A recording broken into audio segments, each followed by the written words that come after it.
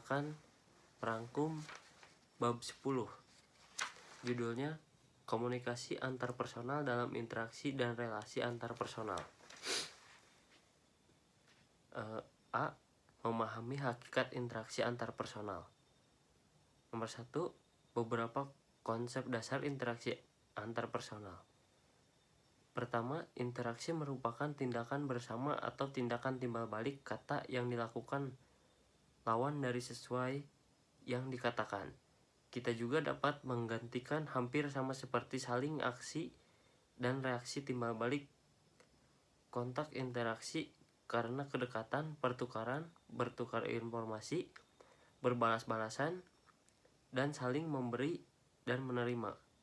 Take and give, Random House, Cameraman, Webster College Dictionary tahun 2010.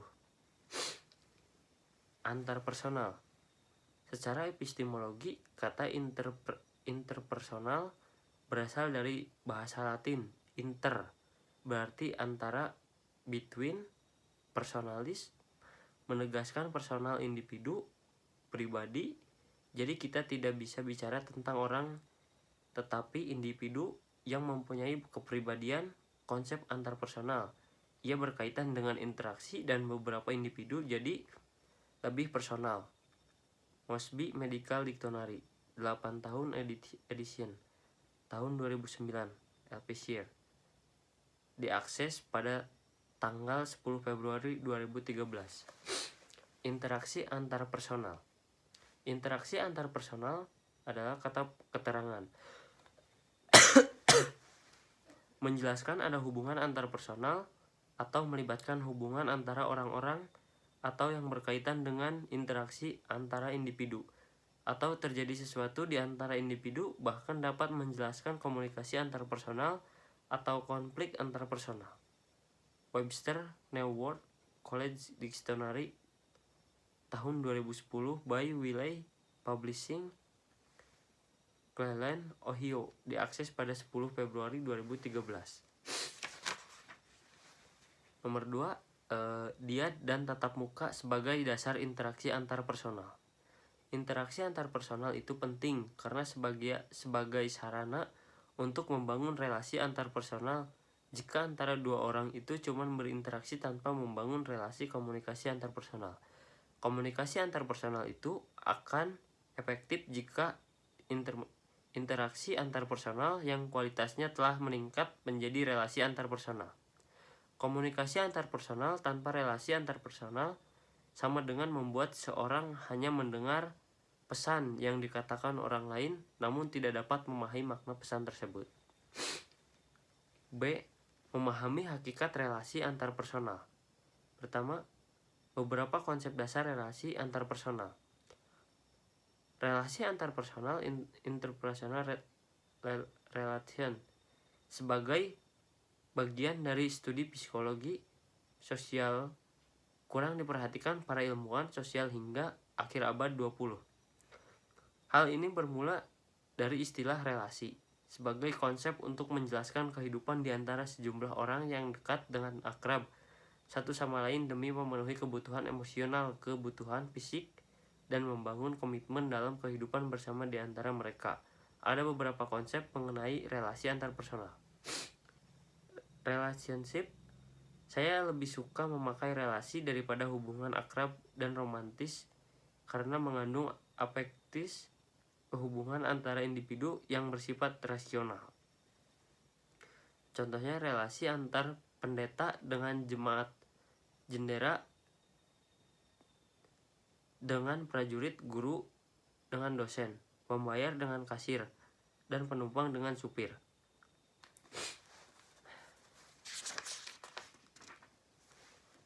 Nomor 2, cakupan studi relasi antarpersonal. Studi tentang relasi antarpersonal sebenarnya studi yang sumbangan dari beberapa perspektif keilmuan secara matematika, sosiologi, psikologi, dan antropologi.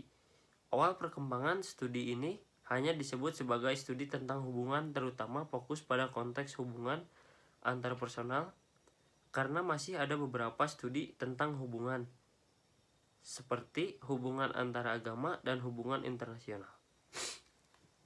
Dyad, dari bahasa Yunani dio artinya dua, menjelaskan interaksi dan relasi antara dua orang.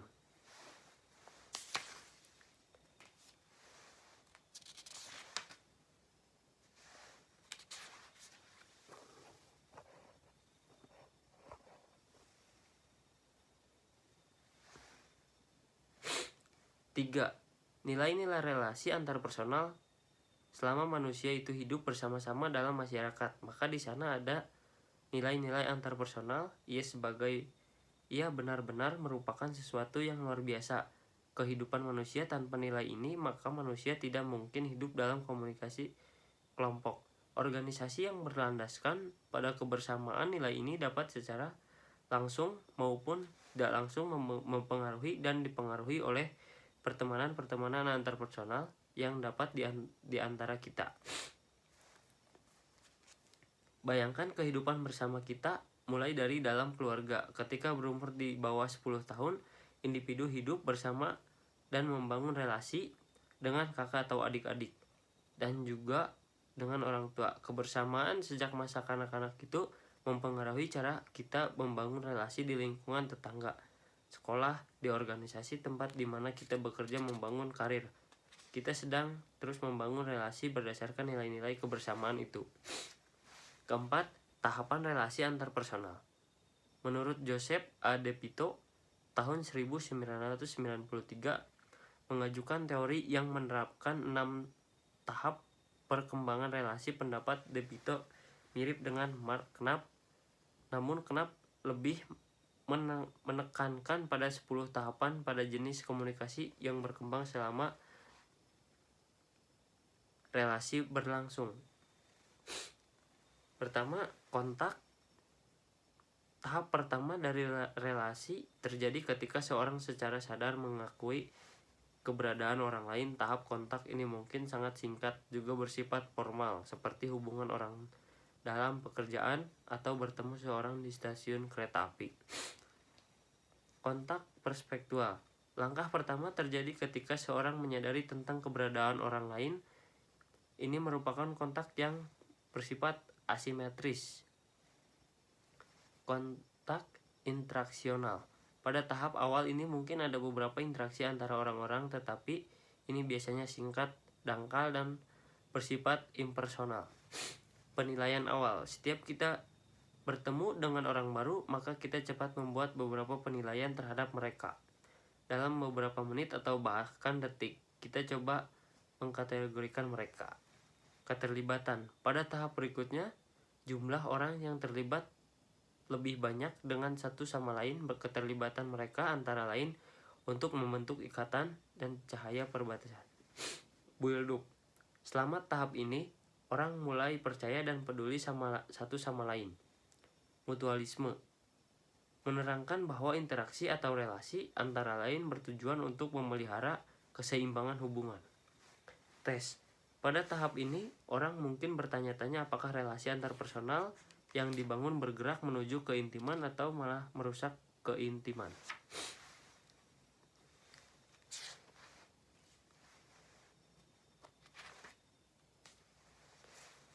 C. Komunikasi antar personal tergantung pada interaksi dan relasi antar personal. Dalam arti yang luas, interaksi antar personal adalah konsep yang menjelaskan bagaimana seorang berhubungan dengan orang lain. Sedangkan dalam artian sempit, konsep interaksi antar personal menjelaskan bagaimana seseorang bertemu dan bersama dengan orang lain dalam satu komunitas dan kelompok tertentu untuk membicarakan sesuatu hal secara bersama-sama. Nomor 1, makna komunikasi antar personal dalam relasi antar personal. Perkembangan ilmu pengetahuan, khususnya ilmu komunikasi, terutama studi tentang komunikasi antar personal, semakin banyak akibatnya. Kebanyakan ilmuwan sosial, termasuk para sosiologi dan ilmuwan komunikasi. Nomor 2, tantangan komunikasi dalam relasi antar personal. Mia Rusila, Yam 2011, Relationship merupakan kebutuhan universal karena semua orang tanpa kecuali apapun usia dan jenis kelamin, apapun pendidikan dan pekerjaan, apapun suku bangsa atau agamanya, tetapi menginginkan relasi antar personal. Menurut Houston dan Swiss tahun 1995 dalam DeVito 2007, berbagai penelitian mengindikasikan secara jelas bahwa kedekatan relasi antara satu sama lain dengan orang lainnya melebihi kekayaan maupun karir yang sangat besar kontribusinya terhadap kebahagiaan seseorang. Friedman tahun 1978. Sebaliknya ditemukan pula bahwa komunikasi yang jadi dalam sebuah relasi yang kompleks dapat membuat kita menjadi ragu-ragu dan canggung, yang membuat kita mungkin berubah menjadi masalah kita memperhitungkan relasi yang kita ciptakan. Ketiga, tipolog. Teori-teori tentang relasi antarpersonal dimulai oleh Bateson yang fokus pada hubungan antara komunikasi dan relasi, interplay between communication dan relationship. Pandangan Bateson ini sangat didukung oleh para psikiater terutama yang memimpin kelompok peneliti. Palo Alto menyatakan bahwa pertama, manusia tidak bisa berkomunikasi. Kedua, setiap tindakan komunikasi meliputi pesan yang berisi konten. Ketiga, komunikasi merupakan seri interaksi yang mempunyai sekuensi tertentu. Keempat, manusia berkomunikasi dalam dua cara, yaitu digital, misalnya dalam kata simbol, dan dua analogis seperti isyarat. Kelima, relasi antarpersonal berasumsi pada daya tarik simetris. Komunitor berasumsi bahwa dua pihak mempunyai similaritas atau komplementar.